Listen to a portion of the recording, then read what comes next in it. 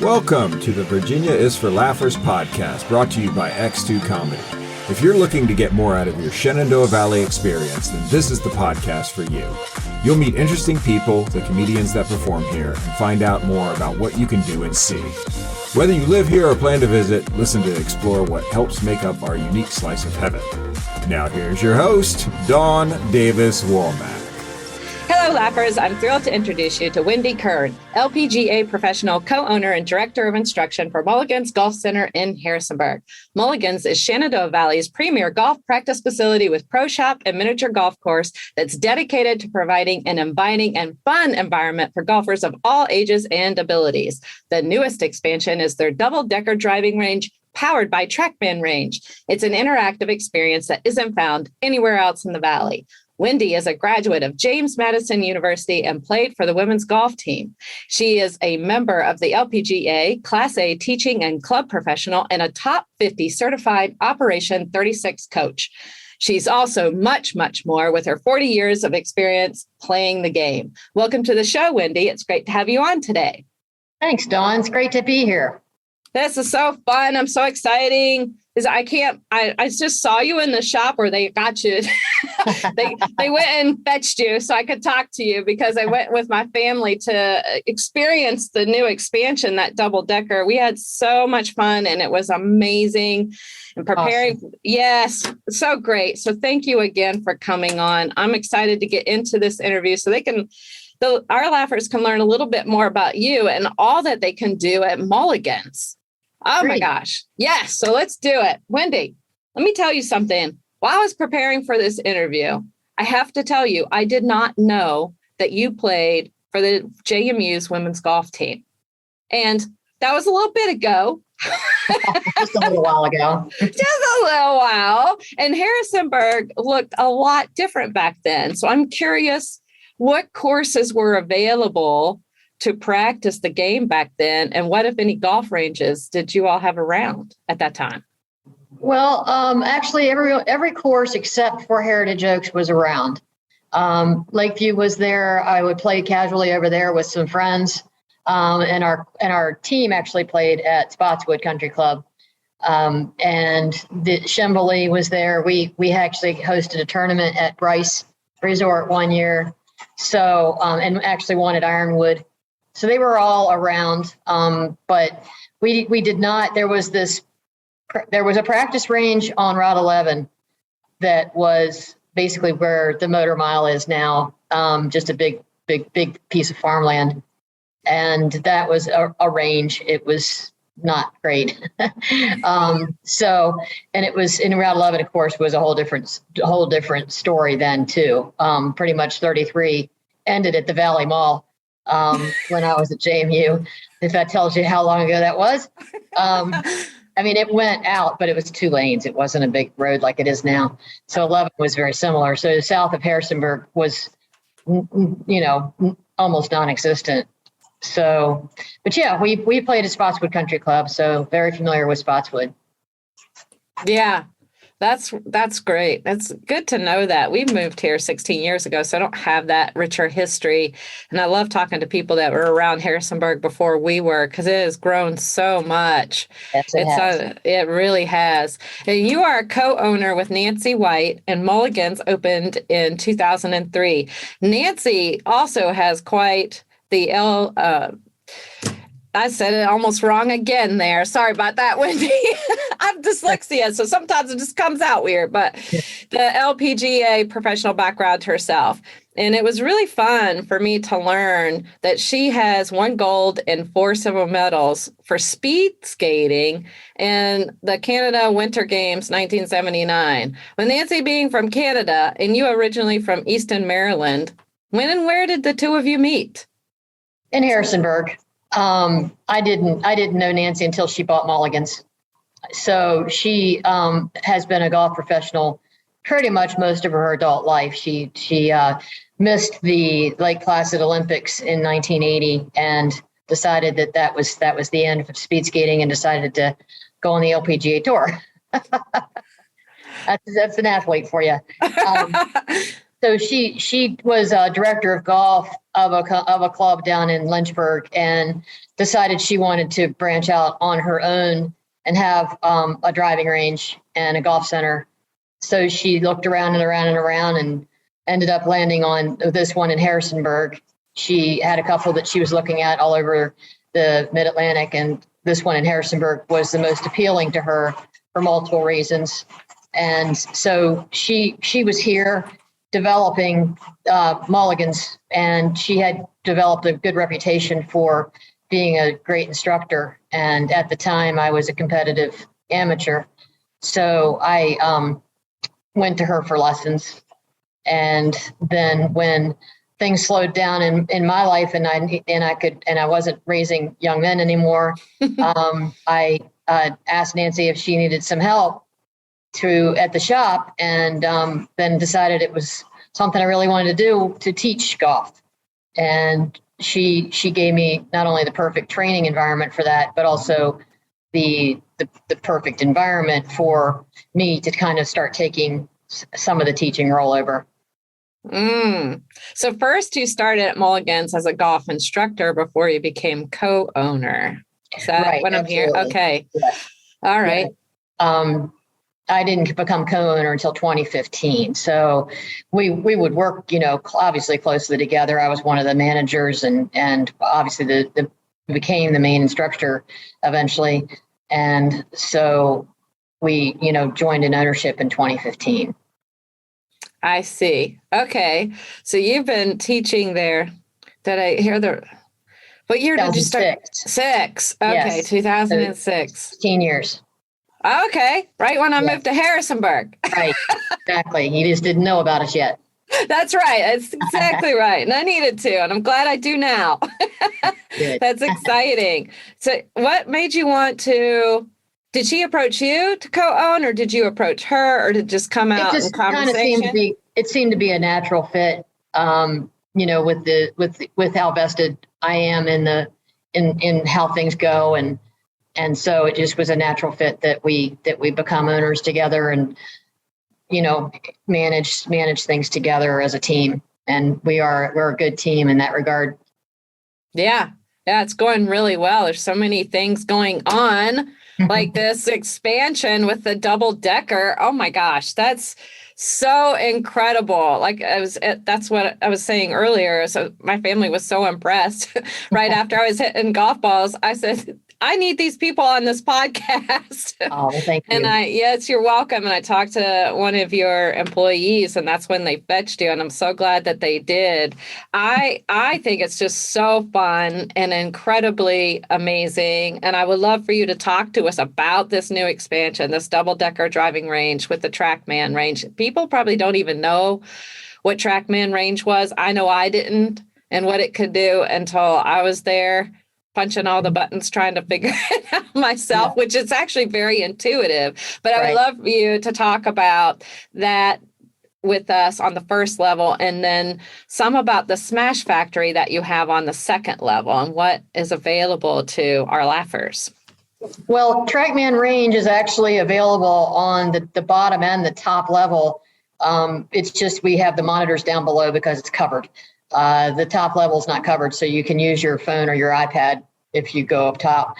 But the Trackman Range itself is a really, like you said, very intuitive system.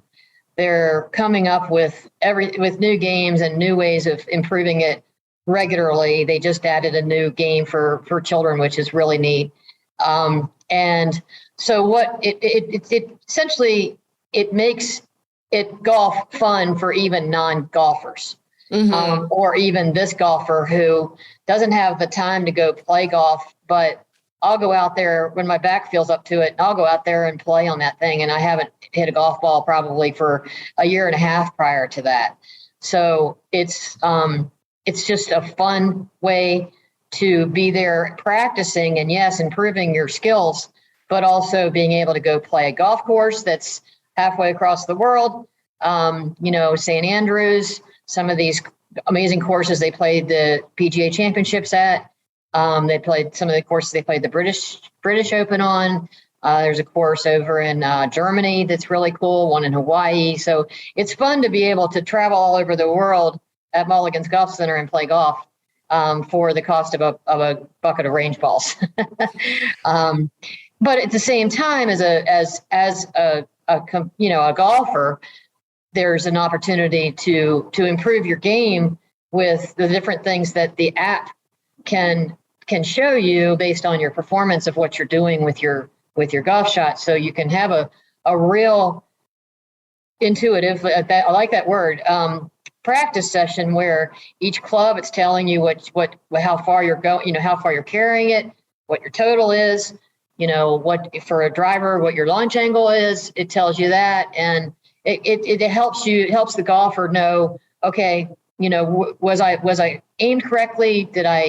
Was I hitting everything shorter than I thought I would, or longer, or whatever? So, when you have the app on your phone, you can then sit down and see history of what you've done, and that's a neat thing for people who are actually trying to improve their golf game. That's true. And I think a visual of a typical bay area for someone who hasn't been to Mulligan's before at this double decker on that first level, if you can give us like a visual of what that looks like, because there's pretty neat features there, I think, that need to be highlighted. But I would like for them to hear it from you. Yeah, and I don't like to beat our own drum by any means, but when we first saw that thing put together, it really is stunning to look down the line of the range and have it be so pretty. The people that built the structure for us did a fantastic job, and it took a complete village to build this thing as far as the electrical required and so forth. And we have so if you go into a bay, you have what's called a power tee, and you put your balls into this hopper, for lack of a better word, and the ball feeds up onto the tee. So it's an automatic system with premium mats, and the tees are adjustable. So you can move the tee, you can pull the ball off the tee for hitting irons and so forth. And of course, we have multiple targets out on the range. That's a really cool feature. The exciting part of the range, though, is the Trackman Range and the monitor that you get to look at that's in each bay. So there's a comfortable area for the people to put their clubs, and a comfortable area for them to sit if they need a rest, have a snack. But the Trackman Range monitor then is this large screen that shows you whatever practice session you decided to do, whether you're actually just looking down the range and you're, again, trying to have a practice session where you want to see how far you're hitting things and what the ball speed of it is and all that. You can go and you can play games, which we have a great time doing with our juniors and my girls golf program. So, a father and a grandfather and a son can go and play these games, and everybody can be good at it, because it just essentially you hit the ball somewhere in the air and you're going to get points. That's good. That's kind of program I need. Exactly. Which is why it's fun for us. Then like I said, we have an option where you can push for courses, and it loads all of the courses that are in the system, which I think are now 13 courses. Allow you to have an interactive experience like you're playing the golf course, but using our driving range. So we have 20 of those bays on the bottom. So that's what makes it super, super fun. And most people really love that downstairs because of the monitor experience that they're able to have. Yeah, it's really impressive. And then on the second level, which I haven't experienced yet, and I'm looking forward to doing so in the future, is your Smash Factory. What can you tell us about the Smash Factory? Well, I'm sitting in it right now because it's the only quiet place I was able to find. That's awesome. It's a 2-bay indoor space where the whole place is carpeted with putting carpet, and we have each bay has a hitting mat that you can actually put tees in. And this is where we do all of our fitting. We do any type of inclement weather teaching. We have automatic doors that go up so people are able to hit out onto the range. And this is where we do all of our custom fitting, where we have all our 2 Trackman launch monitors. They're a whole different animal than the Trackman Range. They have a lot more detail on someone's ball and swing dynamics. But we have 2 of those up here. We have our shaft optimizer. We have the monitors to show people what all the numbers are and where the ball is going and stuff. So it's really a nice place to come and hang out with people who are wanting to get custom fitted. Okay. So if you have no idea if you need the Smash Factory or not, you know what I mean? Well, I golf every once in a while. I used to do a lot more. Years ago, I actually worked at a golf shop as a golf shop manager. Mm-hmm. So I play a little bit, but I'm certainly not LPGA material. And I think a lot of people that come to your place may or may not go, I don't know, is the Smash Factory for me? So that was more of a broader picture of what it is. Like, what would be the advantages, or what would you tell somebody that's more of an amateur golfer why they should take advantage of the Smash Factory and what it can do for them? So it's anybody who wants to play golf and play it regularly really should get fitted for their golf clubs. It makes such a big difference. The shaft optimizer is a new tool we've been able to use, and it's even been stunning to me and the other fitters what it will come up with for people for their shafts. And that's really super helpful because no assumptions are made whatsoever. It's all algorithmic based on a person's golf swing and how a person's tempo is and all that. But, just as an example, a prime example is I'm 5'4", I'm a 55-year-old woman, and nobody's supposed to know that. And oops. Yeah, exactly. And I fit for almost men's standard. Because of the way that I'm shaped. I mean, my arms are higher from the ground. So I'm not, you'd think somebody that's 5'4", maybe they'd even be in something under ladies standard. But that's not the case. And there's no one size fits all for golfers at all. And that's why it's so important to get fitted, because 3 people might be standing right next to each other and they might need 3 separate fittings because of the way their swing makes the ball go. And also because of their size. Yes, ability does have something to do with it when it comes to how we're fitting somebody. If they're, a newer golfer or somebody that's a higher handicapper, we're going to definitely fit them to something that's more forgiving and easier for them to have fun with. And if they're a low handicapper, then they're probably going to look for something that's a little bit, for people who are better players.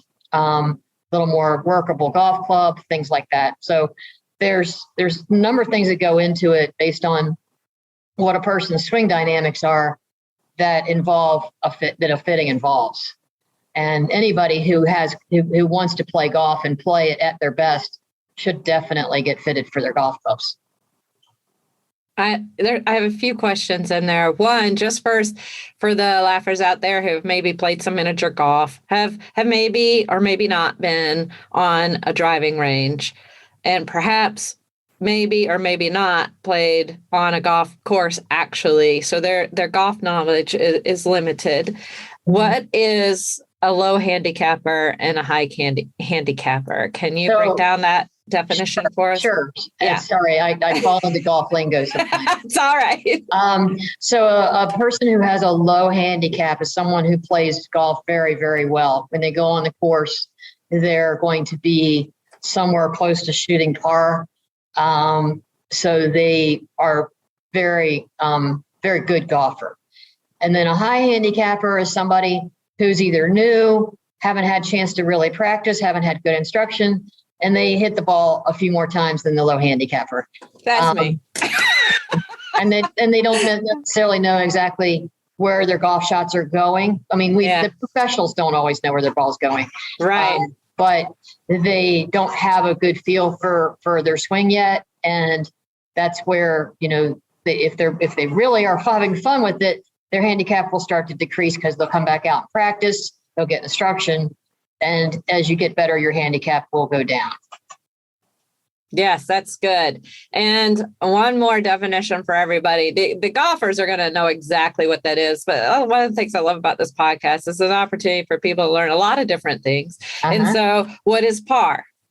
Par is, it's the score that you have on a hole that would be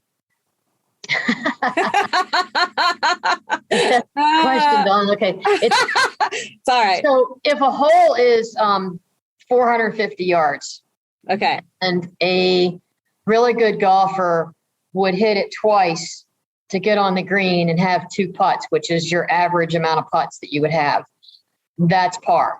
Okay. Okay. So on a golf course, you typically have 18 holes. Okay.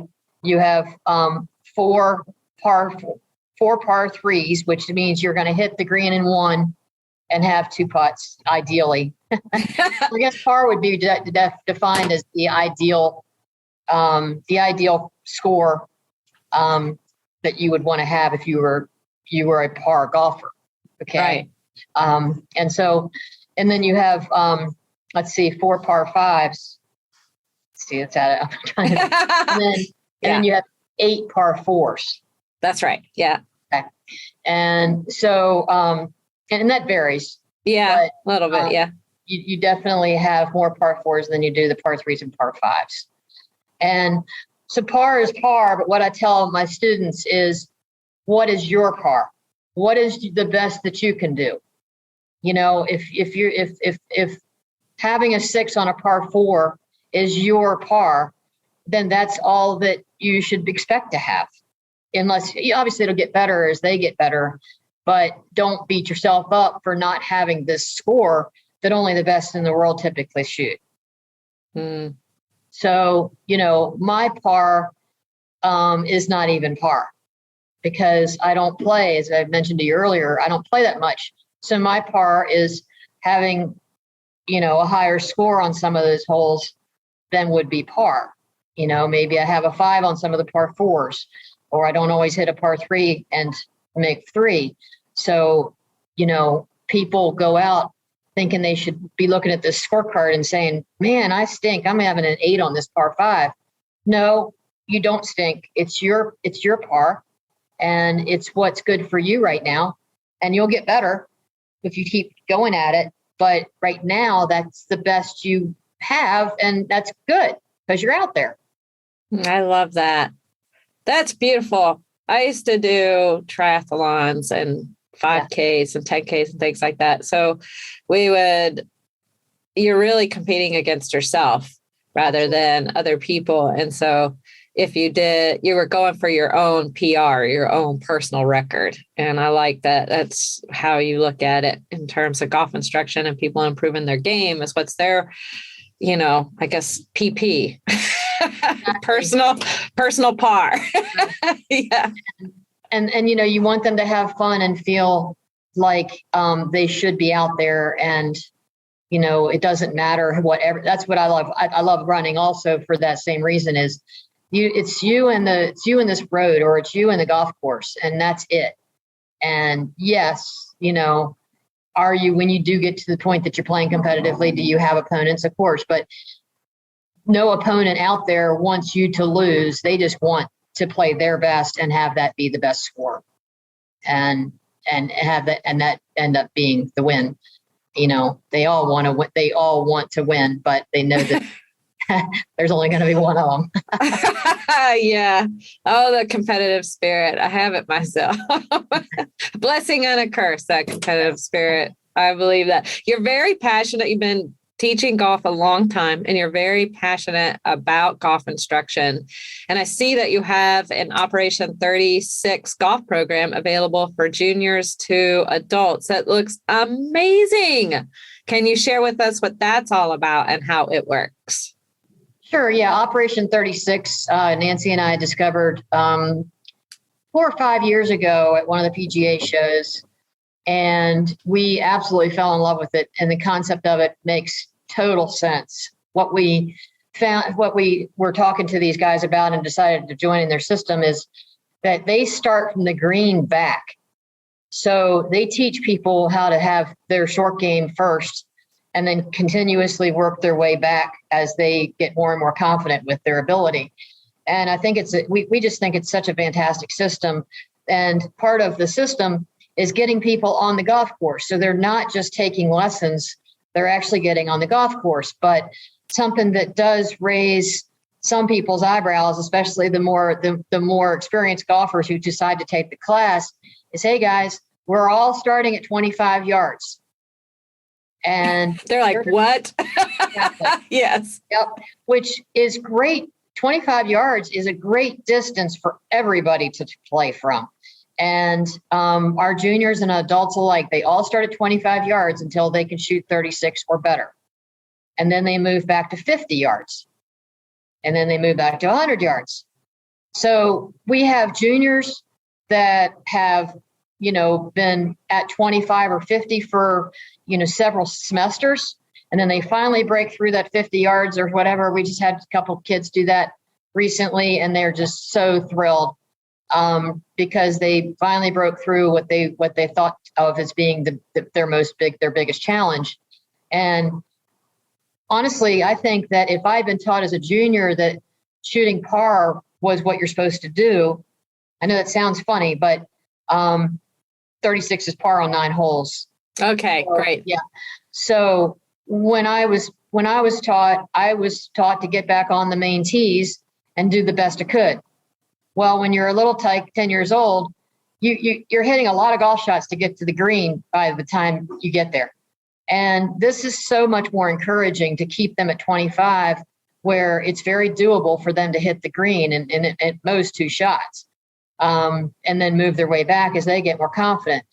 The adults find that it really, really enhances their focus on short game, which short game being the shots that are hit from 100 yards into the green.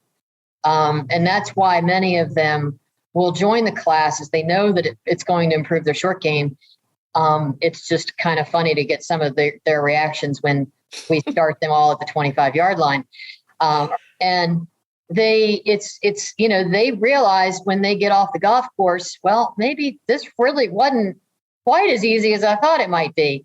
36, many of them blow out of the water, but they also, once they get off of the course after shooting at 25, they appreciate what they had to do and focus on to score as well as they could.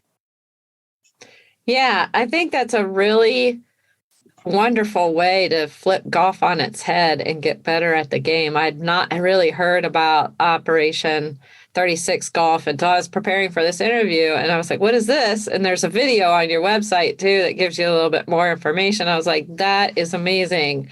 So I think that's really neat. Now, you said you do that on the golf course, but there's not a golf course at Mulligan's, right? No, we play at Heritage Oaks. Okay. All right. So we go and Heritage Oaks, we've partnered with Heritage Oaks, and we get tee times with them, and on, about 3 times every 8 weeks. And we take our group out there and we set the tees with these little cones we have. We set the tees at 25 and 50 and 100, and the course we have the tee times, and we just play based on tee times and get around the course relatively quickly because they're only playing from those yardages. Oh yeah. We play the front 9 typically. Okay. That's good. Yeah. So then you would sign up. If you signed up for golf instruction, it would say Operation 36, so you know what you're signing up for, and I guess and give you the times. Is that how that works? If someone was interested in giving this a whirl? Yes. We are in the middle of our summer semester. It's an 8-week class, and so we'll be starting our fall semester in August, and it'll only be another 8 weeks. We have multiple levels. The person that takes the class for the first time takes level 1 so that they get the basis for what we do in Operation 36.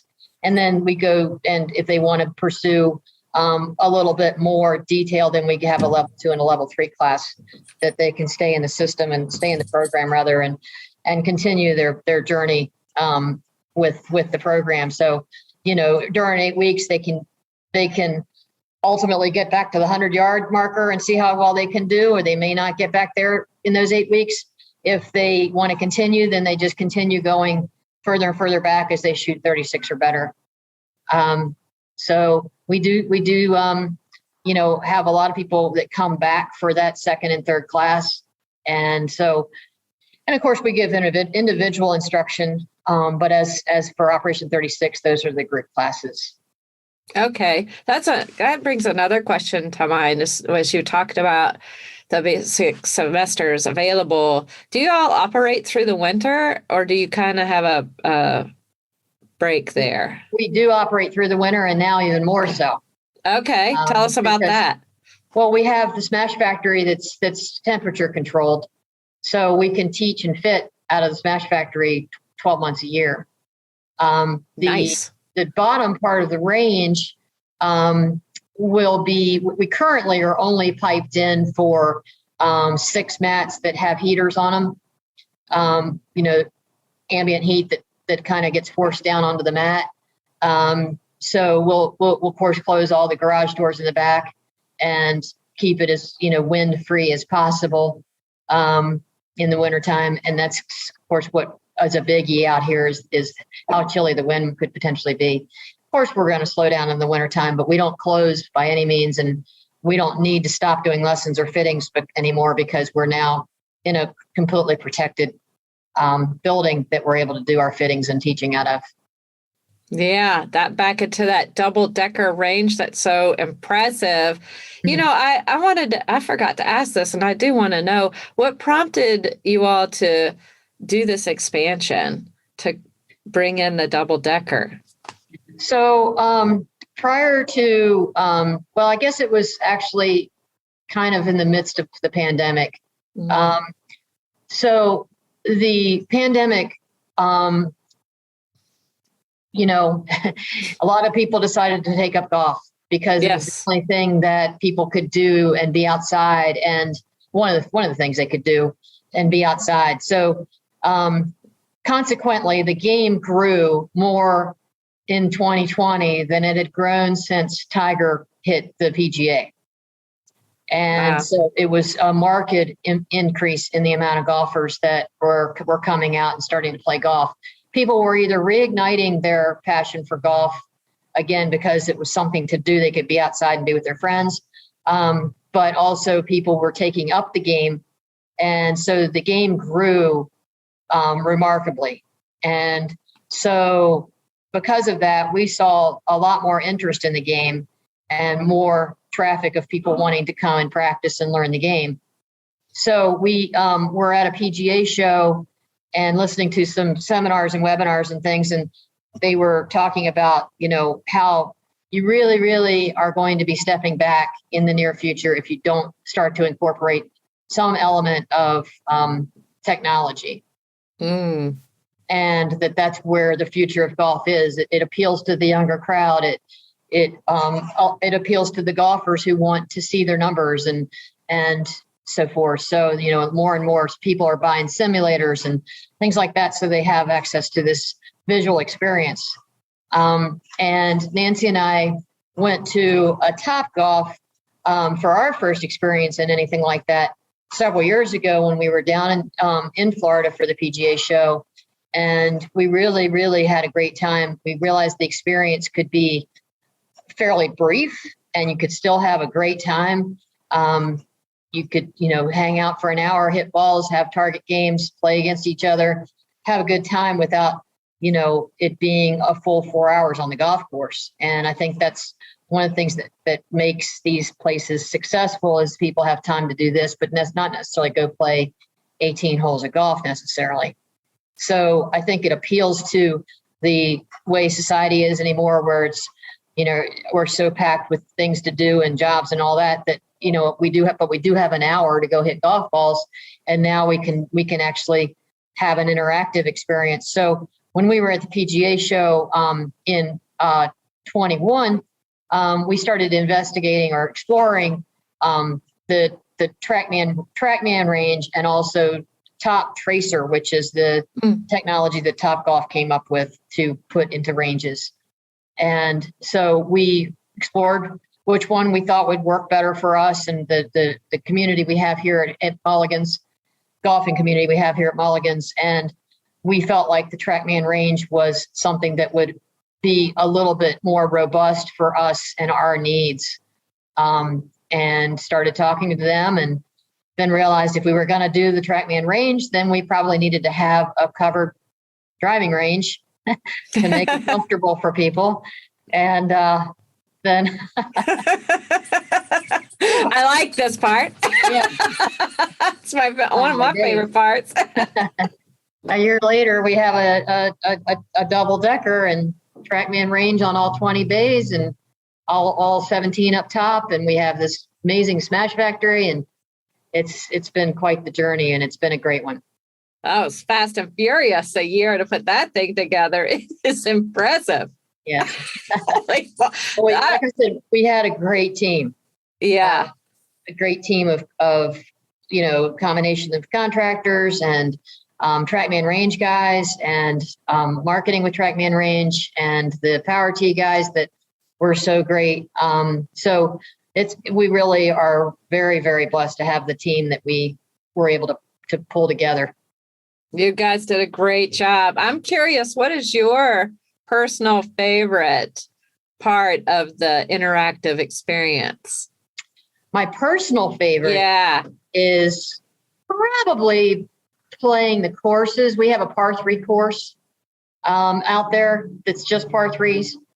And I like playing from all 3 tees, playing 9 holes from all 3 tees so that I can get a lot of practice with my my 100-yard end game. As an instructor, for my kids, I like the games, especially for my girls golf program, because their abilities, a little bit less ability based. It's more fun based. And for the adults, we take them, through the games, but also do the courses and play kind of a scramble kind of thing, which is kind of cool. So I like it all. If I were still competing, I would love the practice session. Yeah, that makes sense. Yeah, so it's a great way to practice if you're actually, concerned over making your game get better, improving your game. But we have people come out that just come to play the courses, or people that come out just to hit balls and see the games and see the ball go flying through the air. Yeah.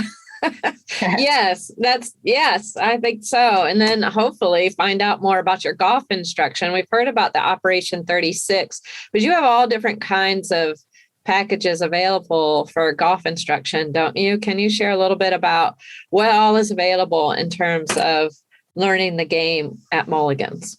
Sure.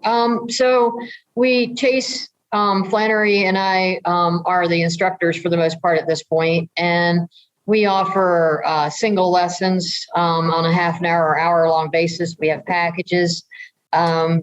We also teach couples lessons. We've taught groups of people who just want to do a friend thing or a company get together or something. We'll do groups like that. And so I'm doing one of those types of groups coming up in the next couple of weeks. We're going to start a little 6-week company program that we're doing with one of our customers. Nice. And then we have the girls golf program, which is a program I've been the director of since 2006. And it's a fantastic program that introduces the game to young girls and allows them to kind of have a Girl Scouts experience with golf clubs in their hands. They're learning about themselves. They're learning about the etiquette behind golf and life. They're learning ways of, thinking of themselves, ways of treating themselves, and eating correctly, nutrition, things like that. But we incorporate golf into that as well. So they're learning while we're doing all of that. Oh, that's really great. I didn't know you had that. I'm glad we did this today for many reasons. It's life skills, to learn life skills like that young is really wonderful. And to put it, I'm impressed. I'm impressed. And beyond instruction and the fun interactive experience of the double decker, there's other fun to be had at Mulligan's. You have an 18-hole miniature golf course. It's advertised as beautiful, super fun, and pretty challenging. I want to know, have you played on this course? Yes, I have. And it's really fun. We call it miniature golf and not putt-putt because it is truly a little miniature golf course and not, it's not gamed up or souped up with a lot of windmills and, clowns' mouths and things like that. And the elevation we have on the course was just done so well by a company actually out of New Jersey that designed the course for us, called Harris Mini Golf. They go all over the world to build these golf courses. And it's just a super fun way for people who don't know how to play golf to go out and have fun with each other and hoop and holler a little bit, but also be challenged. So yeah, speaking of challenging, what do you think are the most challenging parts of the miniature golf course? There's a couple holes out there that really force you to know what kind of speed you need to have. And being a golfer is kind of a bit of a detriment because you're not into banging off walls and just hoping for the best. So, that's awesome. Yeah. I can tell you, I have not shot under par on that golf course. For real? And, no. And it's challenging. It's definitely the like I said, the elevation's challenging, the speeds, the angles, the speed of the green, it's super fun while you're doing it. I don't care that I don't shoot even par. It's fun because it's pretty and it's exciting and there's, ramps and there's streams that you can hit balls into and it goes over a little grate and things that are fun, different levels that you go into one hole and come out the other and things like that. Yeah, I played it a couple of times. You're making me feel better about how I played now. It's not easy. It's not a gimme, that's for sure. No, it's like, what is wrong? Because I usually am better at putting than, of course, any part of the other game. I usually say too. What happened? And next to the miniature golf course, you have this lighted party pavilion that's available for rent. What is the minimum and maximum group size you can have? And also, how have people utilized that space for events? So there's really no minimum. We just have a rental fee. But the maximum is, it seats 80 people. But we've had numerous events out here like Walmart Distribution Center and the Realtors Association, and we're having Big Brothers Big Sisters have a big event out here. We have events like that. So you don't have to, even though the pavilion only seats 80 people, if it's a rotating group of people that are standing and not necessarily literally sitting, then it can be, much more than that while people are playing golf, people are eating, things like that. So we're now offering that, something like that out on our under our structure as well that allows for catering opportunities. But so we can do birthday parties. We do corporate events. As I said, we do the Realtor Association. So, we do fundraisers. We've done fraternity and sorority events, birthday parties, anniversary parties, things like that. So pretty accommodating to most everybody that wants to come and have fun and be outside and enjoy each other.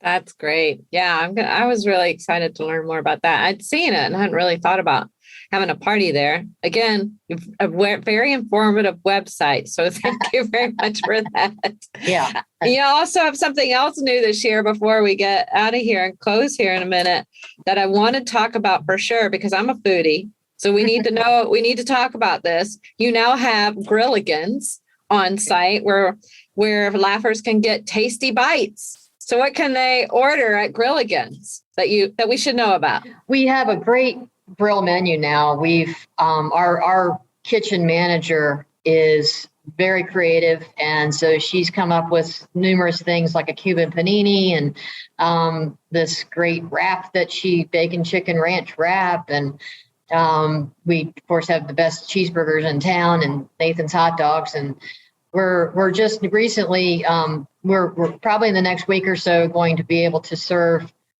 beer and wine. So what? That is going to be an option here in the near future. So we also have ice cream and French fries and all the stuff that a grill has, but it's just a fun little area that we are able to serve a very nice sandwich, nice salads, great specials, and also fun stuff like ice cream and snacks. Wow. We have a nice seating area in there too now, which is great. So people can have an indoor place to actually have their meal, which is a vast improvement to what we had prior to building that. Yeah, the golf shop I feel has expanded as well. You have the indoor seating at Grilligan's, and then there's even some between the golf shop and the double decker. There's a few, like I think they're like hexagon shaped picnic tables. So there's some outdoor seating as well between the golf shop and the driving range, right? Which is really nice. We also serve food in the driving range. That's what all those tables are so handy for. What? See, I'm going to be seeing Mulligan's more often, especially after the beer and wine show. Yes, we've been asked that numerous times. Yeah, golfers, we do what we do. Well, as we wrap up here, can you share with the laughers how they can follow Mulligan's on social media or otherwise to get more information? Sure. Of course, as you'll mention about our website, but we also are on Facebook. So it's Mulligan's Golf Center, and you can like us and follow us out there. And so, of course, if you have any questions about anything, then you're more than welcome to give us a call at Mulligan's as well. Excellent. And laughers, if you're working out or driving, don't worry. We'll be sure to put that information for you in the show notes as well. Thank you, Wendy. This has been really a super delight to speak to you on all things golf and Mulligan's. I really appreciate you coming on the show today, and I very much look forward to hitting some more golf balls and enjoying all your amenities. Thank you again. Thank you, Dawn. I really, really appreciate you including us. It was an honor to be included on your show. Yay! I know, this is fabulous. Well, laughers, to get more information, do visit their website at mulligans-golf.com. That's mulligans-golf.com, and follow them on social so you can see what's new, find out when the beer and wine is coming for sure. Have some fun, learn, and improve your golf game at Shenandoah Valley's premier golf facility. We'll be sure to put all their information for you in the show notes as well. And of course, lastly, and most importantly, thanks for tuning in, laughers. Out of all the podcasts out there, you picked us, and we think that's pretty darn special, just like you. Until next time, keep smiling. Bye. Bye-bye. Thanks for tuning in to this episode of the Virginia is for Laughers podcast, brought to you by X2 Comedy. We'll be dropping a new podcast every Wednesday at 4 p.m. Eastern Standard Time, so check back for another uplifting episode. Come to an X2 Comedy show or let us bring a show to you. To find out more, head to x2comedy.com. Be sure to share us with a friend. Until next time, cheers.